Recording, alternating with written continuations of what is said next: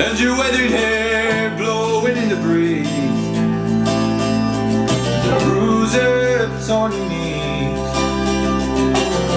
Destiny took us further than we hoped for. Now then, from the dandelions pressed against your chin to the evenings coming in. Little more than all I am, walking out on ecstasy, heartache to the west of me.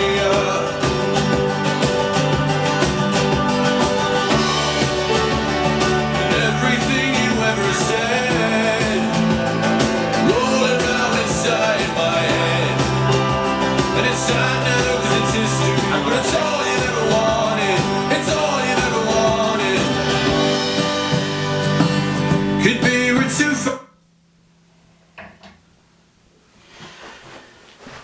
now then, I'm going to talk about these boys a little bit later on, but hello, yeah, Vinyl Monkey here for what is now becoming a rare video.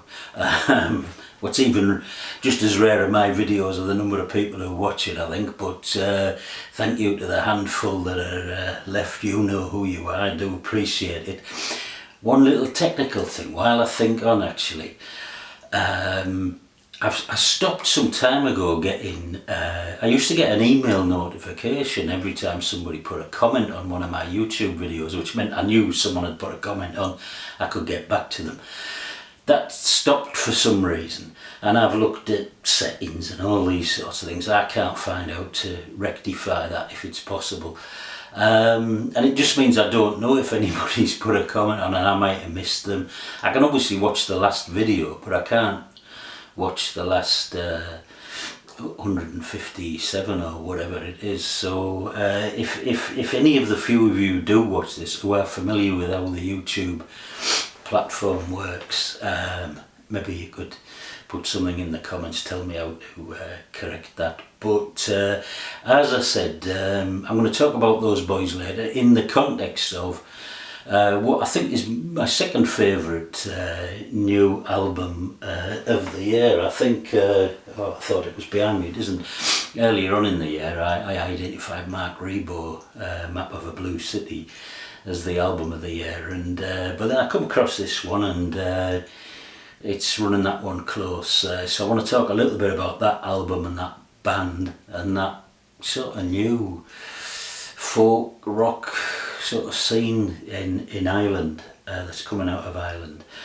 But first of all, it's a bit of a special day, and I just wondered if you would allow me a little bit of self-indulgence to mark the occasion.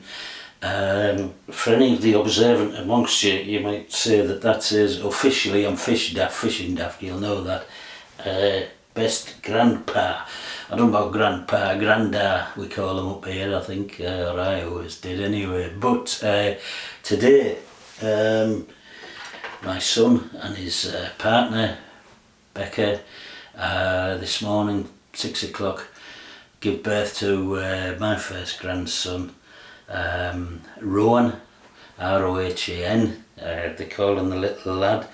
I do have a picture somewhere, but yeah, he looks a bit like a, thankfully he hasn't got the great big woolly beard of his dad, not yet anyway, but yeah, there's the little fella, just born this morning. So I am over the moon and lost for words and even more unprepared than usual for this video, shall we say.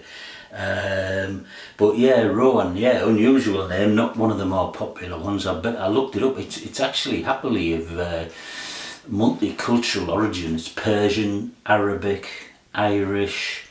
There's a town in France or a commune in France called Rohan.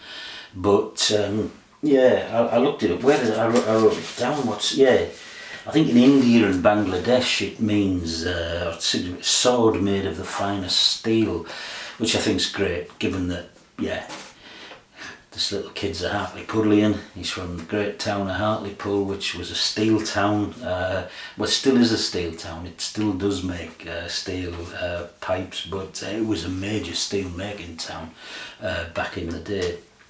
But and in Sanskrit and Urdu it means ascending or in the ascent. And obviously there's an Irish origin as well, which is linked to the Irish word for red, and the rowan tree, where all it's spelled differently to the tree, so it means red or rusty or red-haired. So yeah, we'll see. Yeah, and happily there seems to be no one famous, at least according to my scant review of Wikipedia, with that particular first name. The nearest I could come to it was that one of Bob Marley's sons, he called Rowan, born back in the early 70s, and so yeah, that's great. And so yeah, over the moon. Well done, Patrick and Rebecca and Rowan. And I shall be having more than a drop or two to wet the baby's head, as they say, later on, but it's a little bit early now.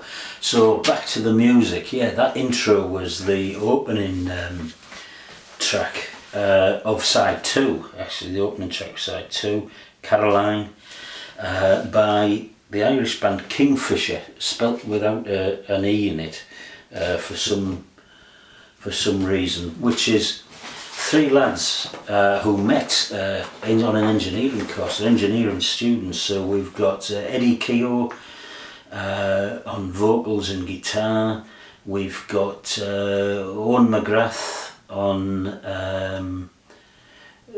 banjo, and we've got Owen Fitzgibbon on guitar, and so they all met in Limerick. I think they just started mucking about in local pubs, and I think it was perhaps lockdown, as far as I understand from the blurb I've seen about them, that got them writing some of their own stuff and then performing it. And this is their first album.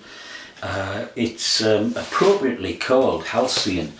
Halcyon means sort of, reminiscent of great day or great times or great success, and so it's appropriate, I think. This is a halcyon day for me. It's the 21st of September, and it will always be a special day. But what's it like? Yeah, it's so I mentioned it's in that sort of folk, sort of rock genre. It's led by the sort of banjo sound is very much up front, beautifully played. It's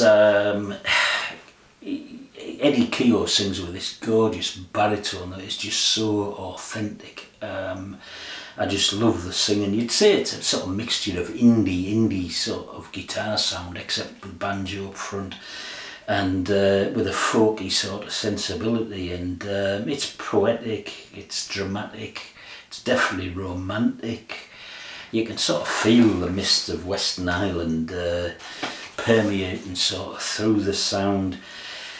The lyrics, as I say, are very, very romantic, and often just the right side of corny. Not corny at all. They could be if they weren't sung with such authenticity. Beautiful, beautiful stuff. Sometimes I think it's, I always like to think, well, who do they sound like? Well, some of the songs sound a little bit like the Waterboys have teamed up with the National. But that's to do them a disservice. They've got a sound of their own. Fantastic band. I hope they come over to England.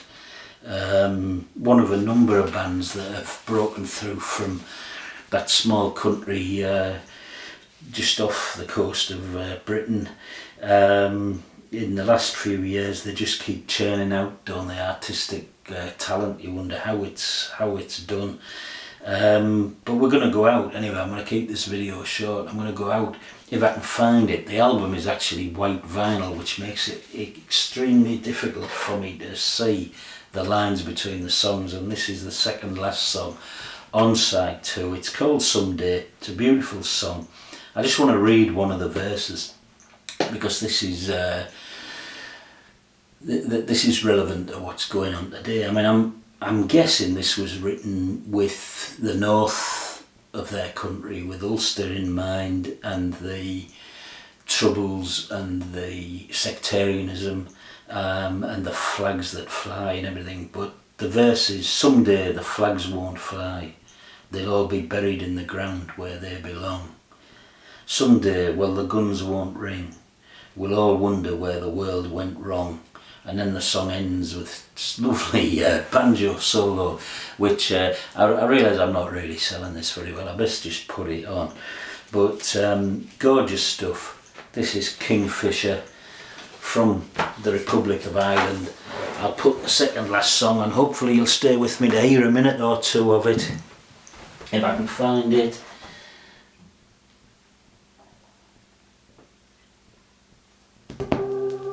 Here we go. Someday the birds won't sing,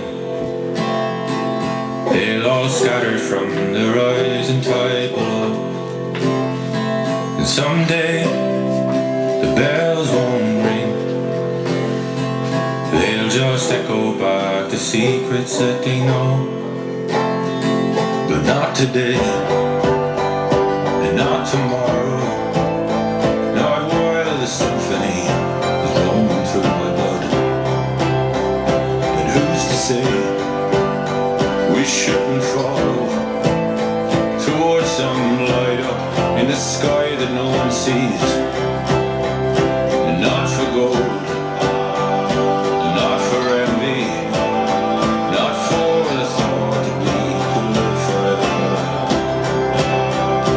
For the truth, for the moment, paint the world with all the colors of our souls.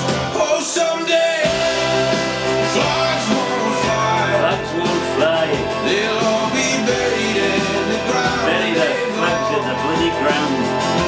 Someday, well, the guns won't ring, we'll all wonder where the world went wrong. Someday. Kingfishr, Halcyon. See you now. Ta-da.